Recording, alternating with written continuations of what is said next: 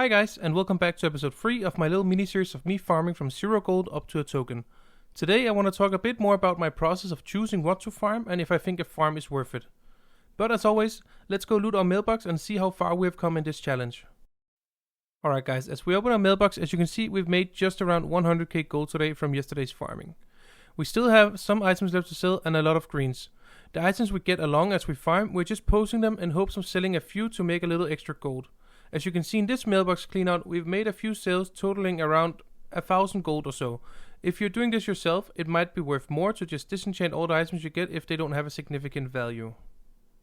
Let's go ahead and take all the gold out and repost our auctions and then see what we're gonna be farming today. So whenever I get to the auction house with the intention of farming, I always check my favorites tab first to see what is up in price and what is down. In this clip you will notice I am looking at rotting heart and spinal dust. I will after this go farm some and show you where this is located and explain a bit more about it. I also see that fertile spore and thick cleft-tooth leather is up in price and that I currently have none posted, so I will also be farming some of that to post on the auction house. But for now, let's start by showing you guys the rotting heart and spinal dust farm.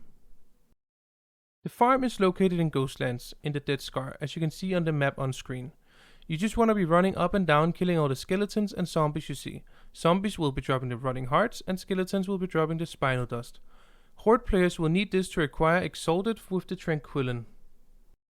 Once they have reached Exalted, they will be unlocking some appearances and a tabard. Now I went ahead and stopped after 30 minutes just to show you guys the potential of this farm. Loot Appraiser tells me I've acquired 69k value in those 30 minutes.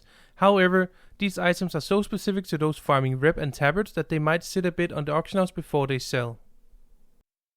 Alright guys, I want to talk a bit more about how I normally start out on these adventures.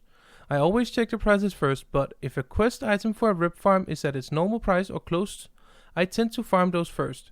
Mainly the ones from Terracar Forest I've shown in my previous episodes. They are always in high demand and sell rather quickly and tend to give me a good gold per hour. However, they also have a tend to sell a little slower than more common items such as cloth and leather, therefore I want to get them up on the auction house as fast as possible. So while they're sitting there, I can go farm more common items, and as soon as I notice they've sold, I tend to go back and farm some more of them. Whenever I'm scouting for new potential items to farm, I look at a few things. First I look at the sell rate, how many does actually sell in a day.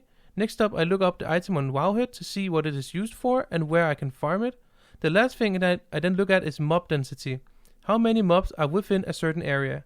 If I think all of these criteria are good, I will go out and test the farm. Sometimes it's a bust because of respawn time, sometimes there's not enough mobs, but sometimes you end up finding an area that is just perfect for you and your farming. If that is the case, I favorize the item on the auction house and note it down for another time. That was all I had for you guys today. I hope you learned something or at least enjoyed the video. Before we end, let's see where we're at and how much we're missing to complete this challenge. We're currently sitting on 279,000 with some auction to come, and we're therefore missing 118,000 to complete this challenge. That should be more than doable tomorrow, but until then, thanks for watching and don't forget to subscribe for more future videos. Bye guys!